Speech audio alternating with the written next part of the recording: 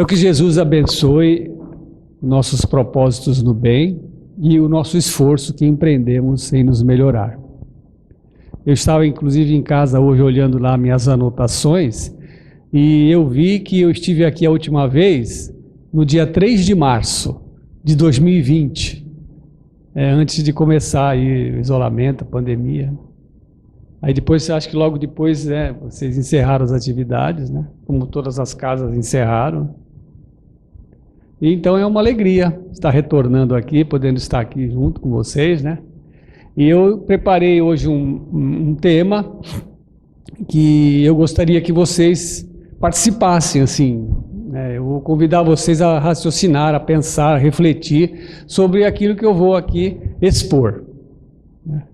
Eu gosto sempre de dizer que o Espiritismo, ele é uma doutrina, é uma religião que nós não precisamos acreditar em algo cegamente, porque nós cremos, porque nós sabemos, né? Diferente, por exemplo, das religiões mais tradicionais, em que existe lá um sacerdote, né? um elemento lá, e que ninguém vai contestar o que ele está dizendo lá na frente, né? Mas no Espiritismo não, a gente pode discutir, a gente pode conversar, né? O palestrante, ele faz uma afirmação e de repente eu chego em casa e vou ler lá nos livros, nos livros de Kardec, nos livros da codificação, e eu vejo que não é bem assim. Eu posso, né, expor a minha opinião, o que eu penso, o que eu entendi sobre aquilo. E eu trouxe hoje aqui um pequeno trecho, né, de uma passagem de Jesus, que você já deve ter ouvido várias vezes, deve ter lido, e eu trouxe para a gente conversar sobre ela, tá?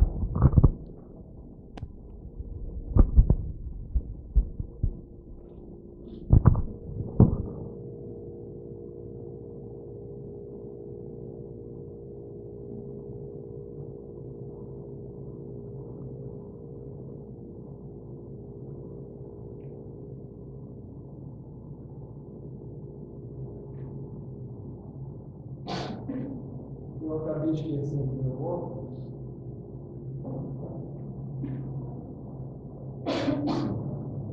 Então eu vou ler um trechinho, não precisa não, aumentei aqui. Então Jesus, ele estava reunido lá com os judeus, seus apóstolos, numa conversação sadia, franca. Então ele disse assim: se vós permanecerdes na minha palavra, verdadeiramente, sereis meus discípulos e conhecereis a verdade, e a verdade vos libertará. Isso aqui está no Evangelho de João, capítulo 8, versículos 31 e 32. Quem quiser depois procurar, ler, refletir, estudar, né? Então eu vou repetir. Se vós permanecerdes na minha palavra, verdadeiramente, sereis meus discípulos e conhecereis a verdade, e a verdade vos libertará. Muito bem. Eu acredito que vocês já devem ter lido, né, essa passagem de Jesus, essa frase dele, já devem ter ouvido. E, inclusive, acredito até que você já deve ter até refletido sobre isso que Jesus fala. Então, Jesus faz uma afirmação, que nós só nos libertaremos se nós conhecermos a verdade. Certo? Então, existe uma verdade aí que a gente precisa conhecer, e que só conhecendo essa verdade é que nós conseguiremos nos libertar. Pergunta: que verdade é essa a qual Jesus se referia? E se existe uma verdade que nós precisamos conhecer para libertar-nos, então libertarmos-nos do quê? Então, se nós precisamos nos libertar, significa que nós estamos presos. Porque nós só seremos libertos se conhecermos essa verdade. Então nós estamos presos. Presos no quê? Onde? E afinal de contas, que verdade é essa? Que verdade é essa que vocês acham que Jesus se referia? Alguém já estudou, já refletiu sobre essa passagem? Tem uma ideia, uma opinião? Ela falou que seria a divina lei do amor. Seria essa a verdade a qual Jesus se referia?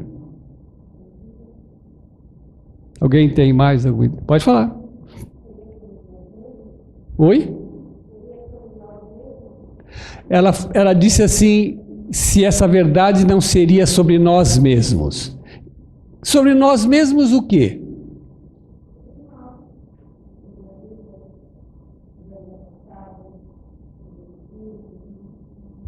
Será que Jesus estava se referindo realmente às vidas passadas, nossas reencarnações, nossos erros de outras vidas, de outras eras?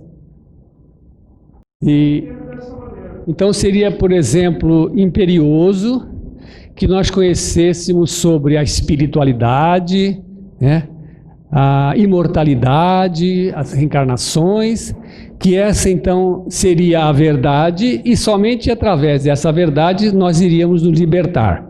E, por exemplo, se fosse isso mesmo, se, por exemplo, um cientista ateu, que nem em Deus ele acredita, mas é um cientista que dedicou a sua vida ao trabalho, descobrindo vacinas, pesquisando medicamentos para curar a saúde, para curar a doença, trazer a saúde, diminuir a dor, o sofrimento da humanidade. Esse dentista, esse cientista, ele não poderia ser liberto? E ele não conheceu essa verdade que nós imaginamos que seria. Muitas pessoas, inclusive, dizem assim, é a verdade sobre o Evangelho de Jesus, sobre as suas verdades, aquilo que ele pregou, aquilo que ele ensinou para nós. Por exemplo, com relação ao perdão, com relação à fraternidade. Mas e as pessoas que nem conhecem Jesus? Elas então não poderiam se libertar? Porque precisariam ser cristãs? E aqueles que professam outras religiões, também não poderiam encontrar essa verdade? Mesmo não conhecendo ou seguindo outro profeta, outro Messias? Você sabe que, inclusive, nos países mais adiantados, né, do primeiro mundo, onde, por exemplo, as pessoas, né, a população, cidadãos, eles têm muito mais acesso à educação, ao desenvolvimento intelectual. Esses países, inclusive, eles são muito mais ateus do que os países mais pobres. Por exemplo, na Suíça, ou na Suécia, não me lembro, 85% da população não acredita em Deus, são ateus. 85%. Pois é. E aqui no Brasil fica difícil. O Brasil é o país mais espírita do mundo, né? Aqui sem fé fica ruim se E não sei se vocês sabem que, inclusive, Santos, a cidade de Santos, é a cidade mais espírita do Brasil. Só perde para Uberaba e Franca. Tem mais de 100 centros espíritas em Santos. Então ninguém tem desculpa aqui que não pode ir no centro. Porque muito provavelmente tem espalhado pela cidade. Mas se você acha que foi isso que Jesus quis dizer, que cada um procurasse a verdade de cada um, se nós acreditássemos, por exemplo, que a verdade estaria na caridade, no bem que nós possamos fazer aos outros, o que essa verdade nos libertaria? Do quê? Se a gente acreditar que a verdade é algo pessoal, é algo que está dentro de nós, como a nossa irmã ali falou, apontou, que a verdade está dentro de nós, como iríamos descobrir essa verdade dentro de nós? Aonde que está essa verdade dentro? Será que existe uma região geográfica no nosso corpo ou no nosso cérebro aonde estaria escondida a verdade que eu precisaria descobrir para poder me libertar? Depois nós vamos falar sobre essa libertação, o que ela significaria. Então, se a verdade está dentro de nós, obviamente, nós vamos concordar que a verdade não se refere a nada que esteja fora de nós. A verdade não está nas coisas materiais, nas conquistas, né? A verdade é algo interno, realmente. Mas se está dentro de nós, aonde que ela está? Que verdade é essa que está dentro de nós que eu preciso conhecer? Que Jesus asseverou, você precisa conhecer essa verdade para você se libertar. Que verdade é essa que está dentro de nós? Quem somos nós? Conhecimento de si mesmo. Há 2.400 anos atrás, na época de Sócrates, existia um templo chamado Templo de Delfos, que existia na entrada do templo uma inscrição que estava assim, chamando a atenção daqueles que iam adentrar o templo. Conheça-te a ti mesmo. Estava escrito assim, em letras garrafais, antes de entrar aqui e consultar a pitonisa, antes de entrar aqui e conversar com os espíritos, para que eles te aconselhem, porque era isso para que servia o templo, é como assim os centros espíritas atualmente. Então, antes de entrar no templo e conversar com os espíritos, conheça-te a ti mesmo. Olha como é imperioso, desde aquela época, essa questão do autoconhecimento. Jesus, quando ele se referiu a essa verdade, ela falou a verdade que está dentro de nós. Conhecer a si mesmo. Mas conhecer a si mesmo o que é? Obviamente, conhecer a si mesmo não é saber o seu endereço, o seu CPF, né? Os seus documentos, saber que se você é alto ou baixo, gordo ou magro. Conhecer a si mesmo, o que é? O que é conhecer a si mesmo? Isso, na verdade, a verdade é o autoconhecimento. E o autoconhecimento é entrar em contato com as nossas qualidades e defeitos. Porque nós não temos só imperfeições, nós temos também qualidades. Fazem parte do nosso caráter, da nossa personalidade. E essa nossa personalidade, esse nosso caráter, o significado de caráter é o conjunto de qualidades e de defeitos que nós trazemos dentro de nós. E de onde nós trazemos? Do nosso passado. Nós somos o resultado de nós mesmos, de vidas e vidas, experiências, histórias, personagens que nós já fomos. Protagonizamos muitas histórias, muitas delas bonitas, produtivas, muitas delas cheias de amor, mas muitas também trágicas, difíceis, dolorosas.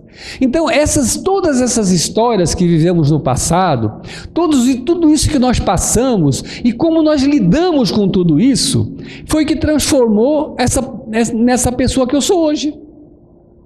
Eu sou assim? Não. Eu sou assim porque o meu pai me abandonou quando eu era pequeno, a minha mãe não ligava para mim. Não, nós somos assim porque nós escolhemos ser assim. E nós somos desse jeito que somos por conta das qualidades e de defeitos que nós trazemos dentro de nós. E o autoconhecimento é você conhecer essas suas qualidades, explorá-las e incentivá-las, desenvolvê-las e conhecer também os seus defeitos, para que você possa arrefecê-los, para que você possa diminuir esses defeitos de caráter que nós possuímos. Nós somos egoístas, nós somos teimosos, nós somos rabugentos, nós somos orgulhosos, invejosos. Nós somos tudo isso aí. Todos nós que estamos aqui, não importa se sou eu que estou falando aqui na frente, como se fosse assim o dono da verdade, né? Ou o presidente do centro, ou aquele que dá passe, o médium principal. Não importa. Todos nós possuímos esses traços de caráter negativo. Ou seja, todos nós somos orgulhosos, somos egoístas, somos invejosos. Obviamente, né? Cada um num determinado grau de intensidade. Então, nós precisamos entrar em contato com isso também. Porque nós precisamos nos conhecer para que possamos nos modificar. Porque se eu não me conheço, eu não consigo me transformar. Se eu não sei como eu sou, se eu acho que eu não sou egoísta, eu não vou mudar o meu egoísmo, a minha indiferença com o próximo. Se eu não acho que sou teimoso, se eu não acho que eu sou prepotente, que eu gosto sempre das coisas do meu jeito, que eu sou muito exigente, se eu não acho que eu sou assim, como que eu vou me modificar? Então eu preciso me conhecer.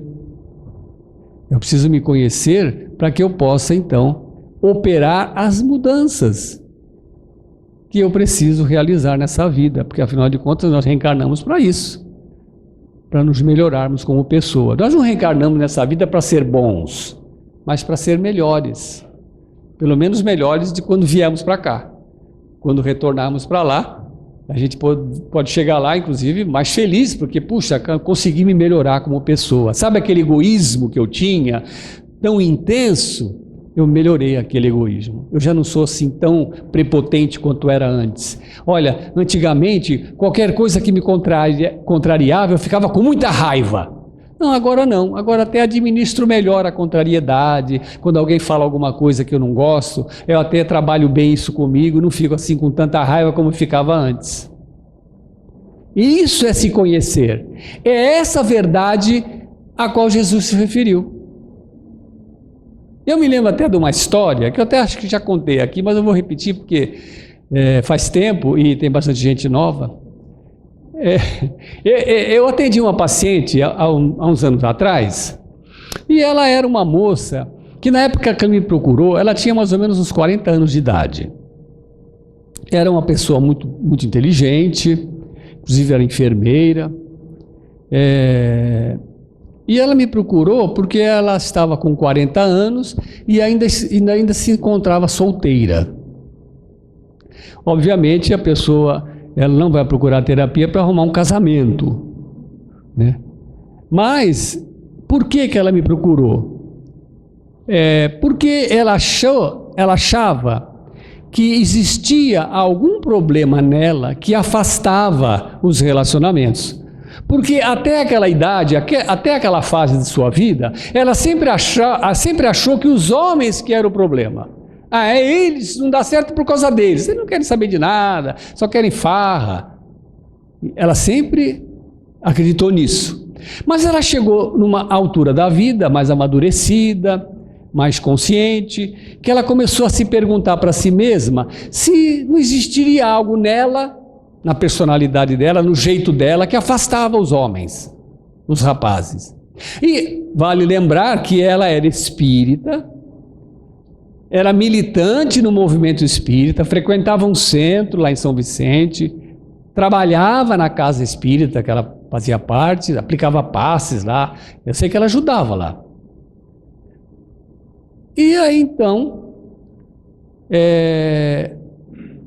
nós estávamos conversando, na primeira sessão dela, nós estávamos conversando, e aí ela me contou um episódio que havia ocorrido com ela naquela semana. Quando ela me contou, eu virei para ela e disse assim: puxa, você deve ter ficado com muita raiva. Ela me olhou assim, séria, falou assim: raiva? Não, eu não sinto raiva. Não sente? Como você não sente? Não, eu não sinto raiva.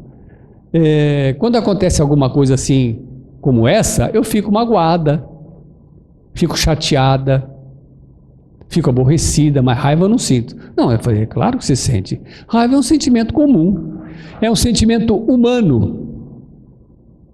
Tem até um autor, que eu esqueci o nome agora, que ele cita assim: quem não sente raiva não tem coração. Eu falei, sente, todo mundo sente raiva. Raiva é um sentimento que faz parte da nossa natureza. Ela assim, não, eu não sinto raiva. Superei isso. Falei, não, claro que você sente. Não sinto. Sei que ficou aquela discussão. Sente, não sinto, sinto, não sinto. Eu sei que ela saiu aquele dia do consultório com raiva de mim. Achei até que nem voltaria mais na sessão. Foi a sua primeira sessão. Achei que nem voltaria mais. Quando foi na outra semana, abri a porta, ela estava lá. Semblante assim carregado, né? Me cumprimentou na porta assim, pegando na pontinha do dedo, sabe? E aí então, eu percebi nitidamente, né, o seu olhar assim, pesado, né? Ela entrou, sentou na poltrona, cruzou os braços, numa atitude assim, vamos dizer, de defesa, né? Aqui ninguém entra, né? E aí eu perguntei de praxe, e aí, tudo bem? Ela, não. Puxa, como foi a semana? Péssima. Falei, mas o que aconteceu? Ela disse assim, eu descobri que eu sou um poço de raiva. E aí eu, brincando, né, sorrindo, disse, puxa, graças a Deus, né? Como graças a Deus? Pô, graças a Deus que você é humana, porque eu pensei que você fosse de outro planeta. Porque, olha, aqui na Terra nós sentimos raiva. Ah, mas é muito chato descobrir uma coisa dessa. Como que eu vou agora ajudar as pessoas lá no centro? Por quê? Você acha que lá ninguém sente raiva? Às vezes a gente vem no centro, né, vê o palestrante assim, falar bonito, né, vê o médium aplicando passe, falando calmamente. A gente acha que aquela pessoa não tem problema. É um espírito evoluído, não sente raiva. Lê do engano, claro que sente. Nós somos humanos. Eu falei para ela, olha, se Deus não quisesse que a gente sentisse raiva, Ele nos teria feito igual um robô, perfeitinho. A gente não sentiria raiva, não magoava ninguém. Mas não, Deus nos fez imperfeitos, mas perfectíveis. Ele nos fez imperfeitos e colocou dentro de nós todas as qualidades para serem desenvolvidas. Elas já estão aqui dentro, em estado latente.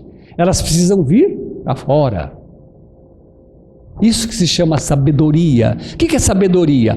É desenvolvimento intelectual. Aprender algo é de fora para dentro.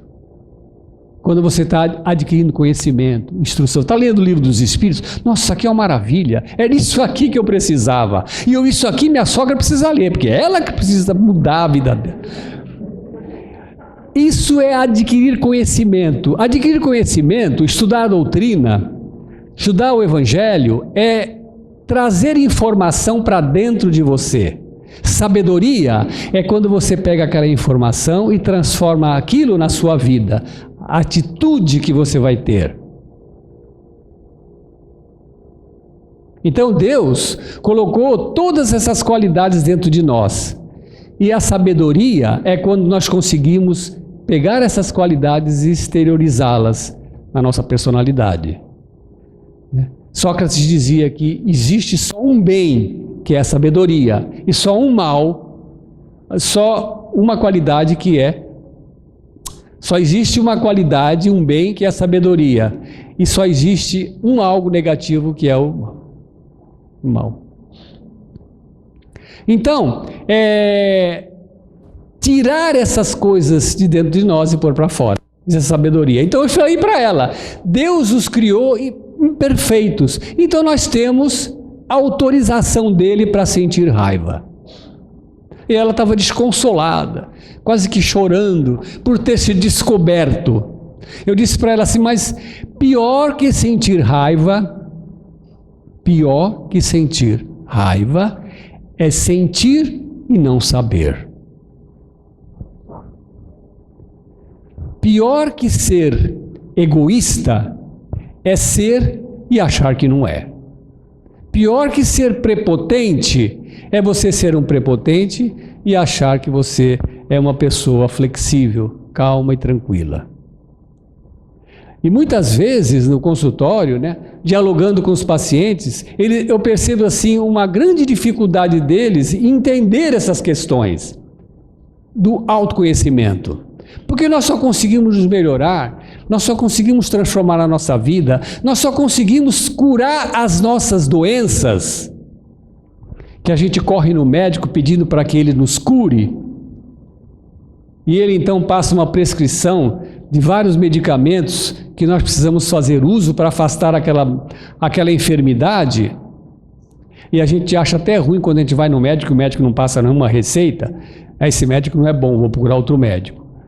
Não, a cura das nossas mazelas, das nossas doenças, e transformar a nossa vida, né, numa felicidade, é a nossa transformação.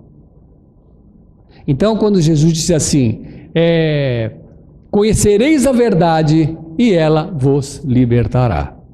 Então, é a verdade sobre nós mesmos. Como eu sou, quem eu sou, o que eu estou fazendo aqui nessa terra, nesse planeta. Por que eu estou encarnado? Qual a minha missão? Que até fiz uma palestra aqui uma vez, que eu contei a missão de Luísa. Todos nós temos uma missão, todos nós reencarnamos com uma tarefa a ser cumprida, com um objetivo, com responsabilidades, com desafios, com provações. Qual é a nossa? Qual é a minha, a sua, dela, dele? Todos nós temos essa missão. Então, nós precisamos entrar em contato com isso, para que nós possamos viver isso. Então, isso é o autoconhecimento, isso é a verdade a qual Jesus se referiu. E a libertação? Conheça a verdade e ela vos libertará. Libertará do quê? Do homem velho que existe em nós, aquele homem rabugento, aquele homem que muitas vezes fica impedindo que o homem novo nasça, né? Esse homem precisa ser destruído, porque é ele que nos impede de nós nos modificarmos. Então, libertarmos-nos desse nosso passado, muitas vezes tenebroso, passado muitas vezes com algum recheio de tragédia, de ódio, de perseguição. Então, libertarmos-nos desse passado, desse homem velho, que muitas vezes ainda habita em nós nos dias de hoje. Então, quando Jesus, reunido com os seus apóstolos, disse essa frase, ele estava se referindo a nós espíritos, que precisamos nos conhecer mais. O autoconhecimento é fundamental. Nos centros espíritas costuma se falar muito em reforma íntima. Tem cursos de reforma íntima, encontros que se falam de reforma íntima. Mas como é difícil fazer reforma íntima?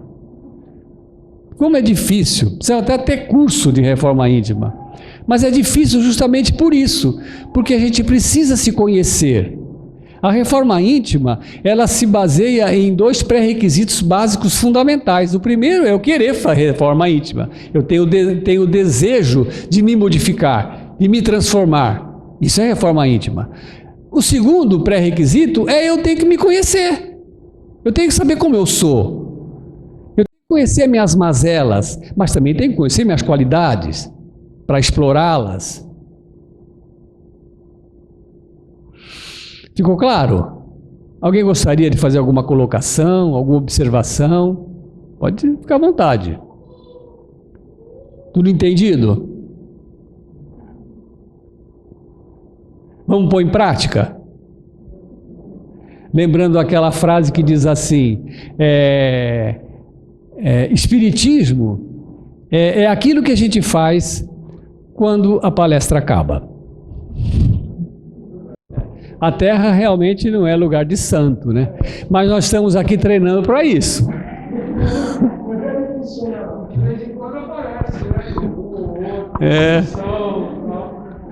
Qual é o seu nome? Leandro, nós não temos condições, nós temos obrigação, né, de nos conhecermos, porque... Então, sim, nós estamos inseridos num contexto aqui reencarnatório justamente para isso. Nós estamos aqui para aprender a nos conhecermos e nos melhorarmos como pessoa. Nós nunca estamos sozinhos, sempre tem alguém que chama a nossa atenção, né? Um parente que faz uma observação sobre a nossa personalidade, ou um inimigo que aponta um defeito para a gente, e às vezes a gente não quer ouvir. A gente não quer dar atenção para aqueles alertas que surgem na vida de todo mundo. Não precisa nem ser espírita, sabe? Então, nós somos criaturas que estamos despertando, né, de um período muito grande de sonolência, de inconsciência da realidade que estamos vivendo. Nós que estamos aqui reunidos, nós que estamos aqui sentados, todos nós temos condições disso. Estamos preparados para isso. Você percebe nitidamente que tem um contingente muito grande de pessoas que parece que estão assim meio que adormecidas, né? Mas elas estão adormecidas por conta delas mesmas.